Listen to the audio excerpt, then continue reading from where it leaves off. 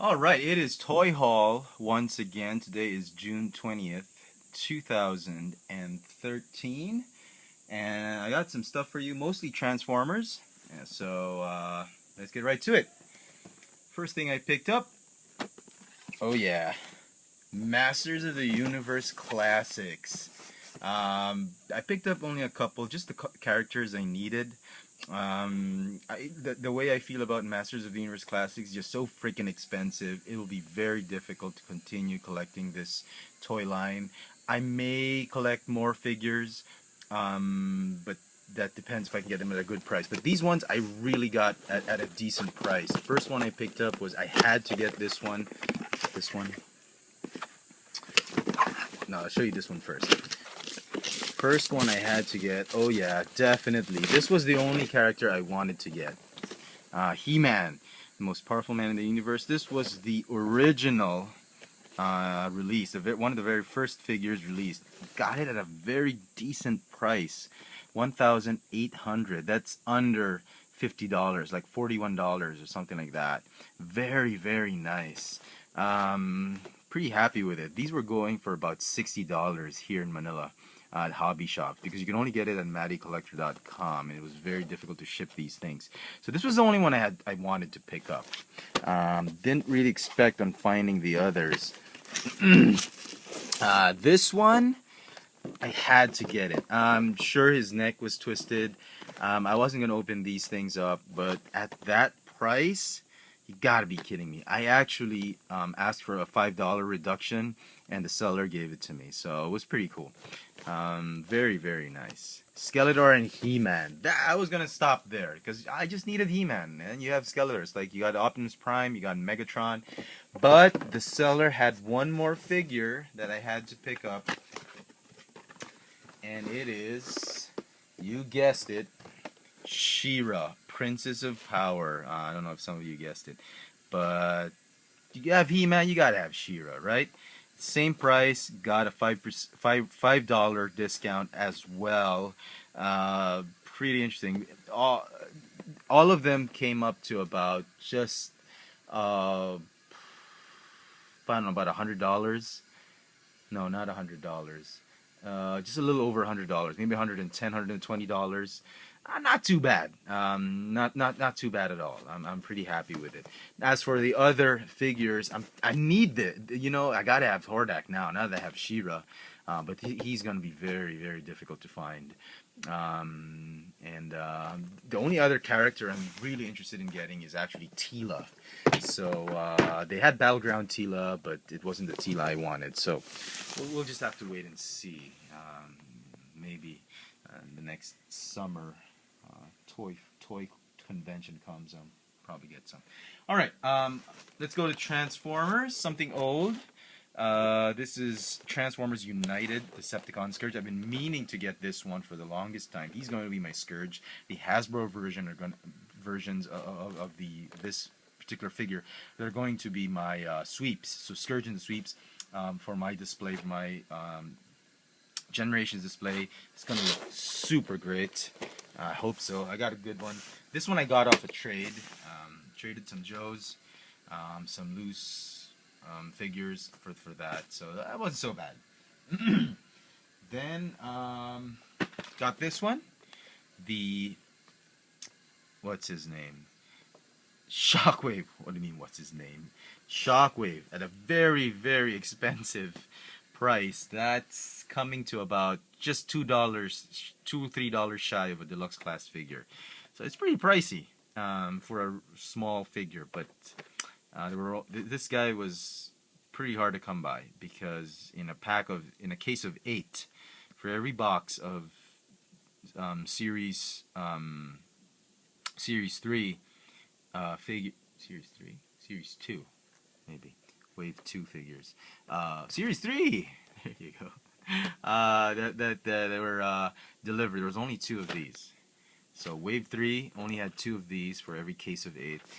Not extremely difficult to find, but relatively difficult to find if in your area. There's a lot of collectors in your area. more Cyberverse figures. I finally got the last 3 pieces of Abominus. You got Blight, sorry. You got Ripper Snapper, and you got Windraiser. Finally completed the Abominus Terrorcons, Predacons. So I'll be able to do a review of these guys. I'll do one review for all of them. Hopefully, have the whole Gestalt team ready. So that's pretty awesome. Relatively nice paint apps on these 3 figures. Didn't have a hard time picking one. I don't think they'll be rare unless you got a small toy store near your area, here in Manila at least. Here in Manila, for every case of 12 figures, there's like 2 of each of the new Terracons. That's pretty cool. We finally got this wave. We got this last month, this June. By the end of May, finally Shockwave appeared for the longest time. He's like taking him forever to make it. This is the Beast Hunters Voyager class Shockwave, the Hasbro version. I know, with the really kooky, funky painted beast parts, but I didn't really care. This one was pretty okay. The paint apps were okay, but I wanted to find. It took me a long time to get one because I wanted to find a figure that didn't have a flimsy assembly for the gun. I wanted to make sure that this one closed completely and all that. So my tip, if you're buying a Shockwave, make sure you test it out several times, because sometimes some of the figures, they don't actually close flush. The way the gun closes, it's not as flush as the other figures, so just be wary of that. That's Shockwave. Finally, Wave 3, just a couple of weeks later, appeared. He got Grimwing. This guy's pretty interesting. He's very massive. I can see some parts of Dreadwing, Skyquake going on over there. And, you know, he's gonna be funky painted in this funky colors, but, you know, the Akara version's just way too expensive for me, so I think I'm gonna be happy with this one. Grimwing. That's pretty cool. Of course, with Wave 3, this is the guy you want to get. Ultra Magnus. Look how cool that hammer is. It's silver painted. At least the hammer is, not the handle. And you get Ultra Magnus. The colors weren't too bad on this one. I was expecting it to be very corny, for lack of a better term, more for kids type of colors, but I actually like the blue on this one. It's very close, not, I don't know, very close, but it's a little bit close to the G1 colors. If you want a better painted one, that has used metallic paint, again, you want to go for the Takara Tomy version, but again, that's just way too expensive for me. And I'm happy with this one, to tell you honestly, and I don't think I'll need to go and find the Platinum Asia exclusive version of this figure, simply because this is in good scale. And you know, I've never been a big fan of this mold in the beginning, but when I got Nemesis Prime, I was hooked and sold on this mold, and it's got some retooling here and there, as you can see, you know. So very happy with that. And finally, I'm gonna give some space, give you some room. The last thing I picked up was, oh yeah, the big guy. Not Fortress Maximus. Predaking. There's not even enough space. Let me just focus on that. At a very expensive price. 3,400 pesos comes to about $79 or $80, which is just ridiculous for this amount of plastic. It's like buying $80. I mean, that's like 2-liter class figures right there. And come on, he's technically a leader class figure. I don't think he's an ultra class. Not an ultra class. I don't think he's a supreme class or whatever. The wingspan's pretty big, but you have to understand he's a dragon, so you know he's got limbs. He's not a very solid figure, so that kind of price point will deter some collectors from getting this one. But the hardcore Beast Hunter collectors who want a scale Predaking in a very good scale with their other figures is going to want to have this.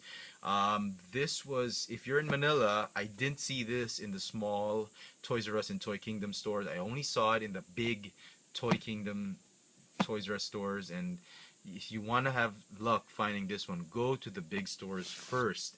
They'll probably get the restocks quicker, sooner than the small stores, because these were selling like crazy. The weekend they came out, they were sold out. I was just lucky to actually find one.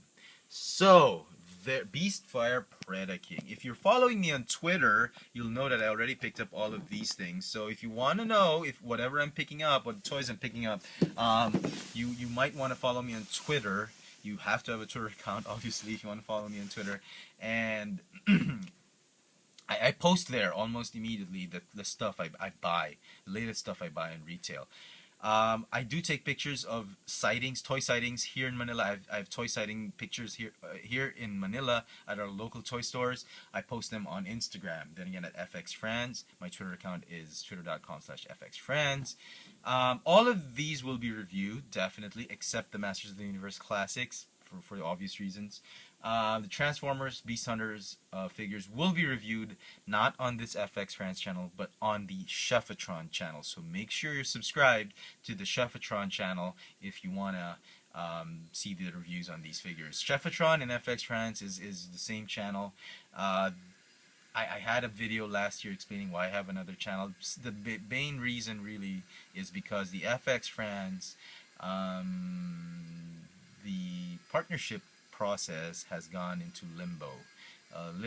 Technical limbo, meaning I went through a different link on the website and it's stuck somewhere. The process cannot continue anymore for some technical reasons and whatnot. So I tried the Chefatron channel, tried to start a new one, and it's thankfully it's now gone through the standard channels and procedures and standard links for partnership, and now it's on partnership status. So most of the reviews, most of my new videos are going to be on the Chefatron channel. So if you're not already subscribed, please subscribe to Chefatron if you're a big fan of my reviews. So fxfranz and Chefatron is one and the same. He's me. And if you want to see more of my videos, please subscribe to Chefatron. Check me out on Twitter, Instagram, and some mini haul videos on Keek. So there you go. That's my toy haul for June 20, 2013. Obviously, I did not buy these in one go. It took me a couple of days, about a couple of weeks to find all of them. So thanks again for watching, and do stay tuned for reviews on my Chefatron channel.